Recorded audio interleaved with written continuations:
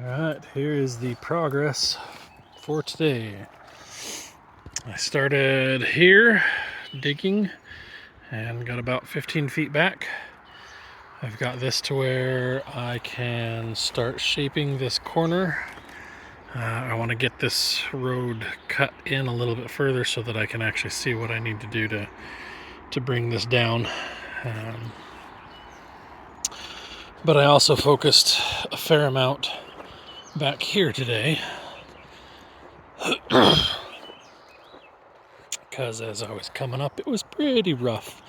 Since this was a section that I sort of quit, I just started working on getting through. Like you can see all the grass and blackberry trimmings because this is where we just cut through the blackberries instead of actually digging them out. And it's much smoother now, all the way back, basically to that rock back there.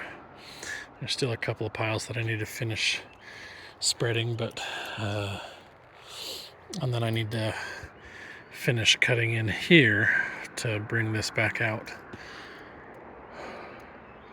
But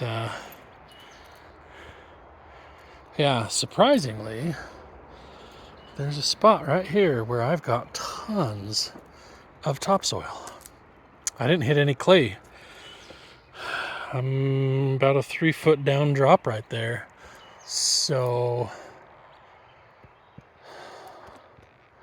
I don't really want to lose this area, but I might have to dig into the hill here, go up maybe right there and dig down and see if that might be a decent spot for the septic leach field.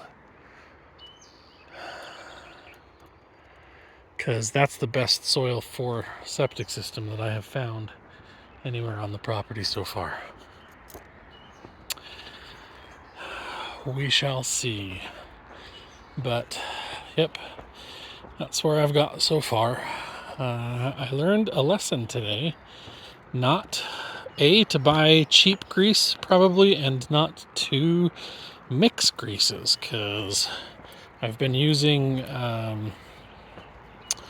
Lucas Red and Tacky, and it's been good stuff. And I went and bought some other stuff, and it was like, I don't know, 50 cents cheaper.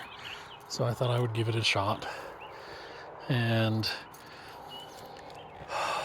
every single joint in here at some point tonight has creaked like I don't have any grease at all. And they say not to mix greases because it's possible to, like, one will degrade the other, or mixing them will degrade both.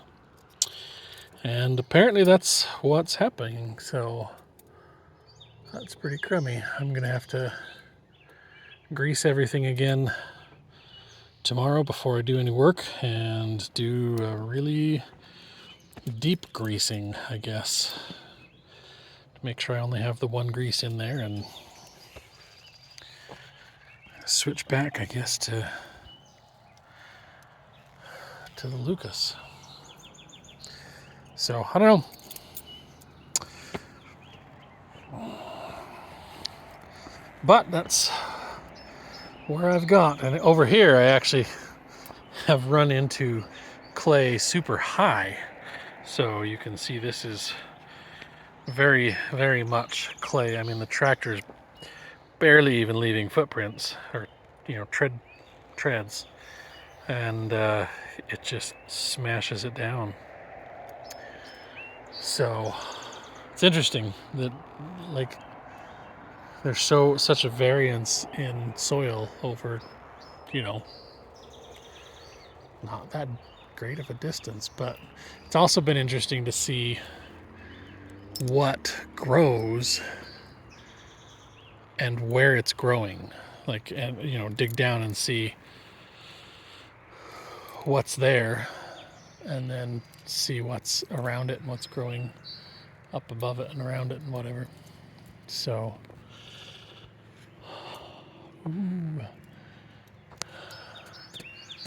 cherries, I don't don't know that it's gonna pick it up. It's too dark. Nah, it's too dark. But there are little red dots.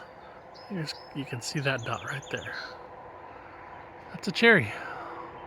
They're tiny, these wild cherries, but oh my gosh,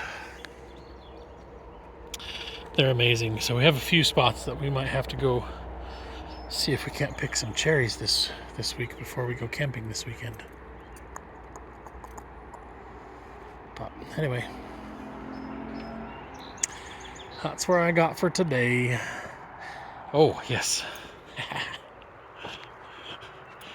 Always get excited when I find rocks. And I found 3 rocks. That guy, and well, this guy's now 2 rocks.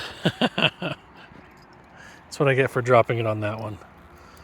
But yeah, I just keep pushing them off to the side, and eventually I'll come back up here with the dump trailer and collect them all. And then there's that big guy. I mean, you can see him from here, and there's one right there. Especially like when I find boulders like this. They're very useful. But hey, some logger years and years ago was so kind to leave me a logging wedge. I mean, that's so nice of them. Anyway, peace out, everybody. We'll see you tomorrow.